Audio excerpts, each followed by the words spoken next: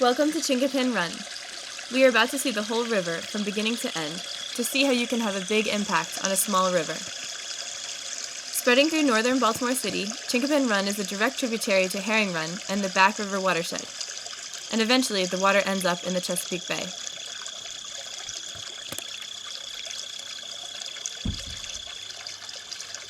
This is the beginning, starting on Walker Avenue in Baltimore City.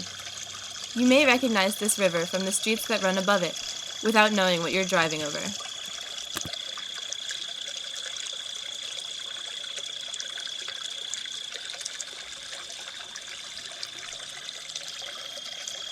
The trash that gets thrown out of cars or overflows from trash cans gets washed into these storm drains throughout the city, which drain into rivers, so the trash ends up in rivers like Chinquapin Run, Back River, and eventually the Chesapeake Bay.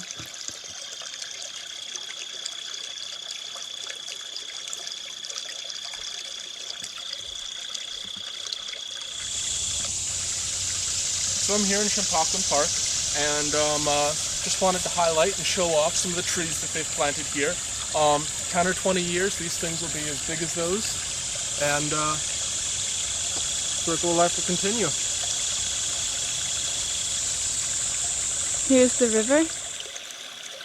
This sign reads, "Danger, polluted water, keep out. Baltimore City Health Department."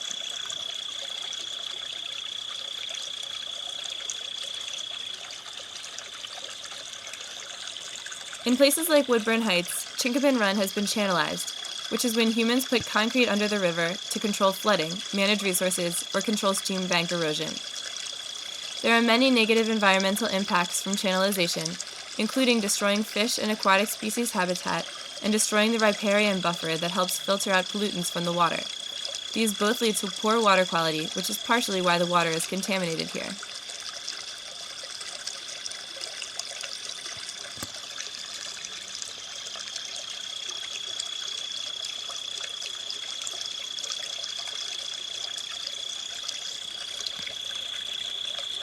When you're on the Alameda driving over this bridge, you may not notice the important landscape that you're driving over. So the next time you have some trash, think twice before throwing it out of your car, because chances are it will end up someplace like this.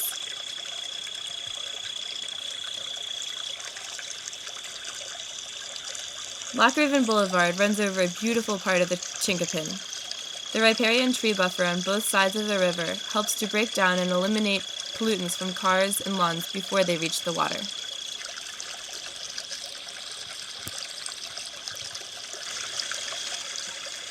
Morgan State University also has great tree buffers and natural riverbeds for the Chinquapin to pass through. I've seen a bunch of big crayfish down here towards the end of the river, which indicates healthier water. These animals are great indicators of pollution because they are the ones eating the pollutants and getting them through skin contact, so they would not be able to survive if the water was very polluted. And here is where Herring Run meets the Chinquapin. This is the end of the Chinquapin as we know it. But that doesn't mean it ends here in Morgan State University. The water doesn't go away. It joins other rivers and eventually the Chesapeake Bay.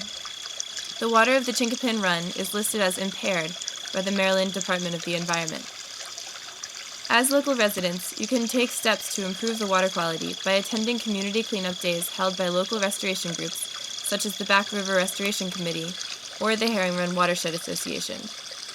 You can also put pressure on your local politicians to improve the water quality.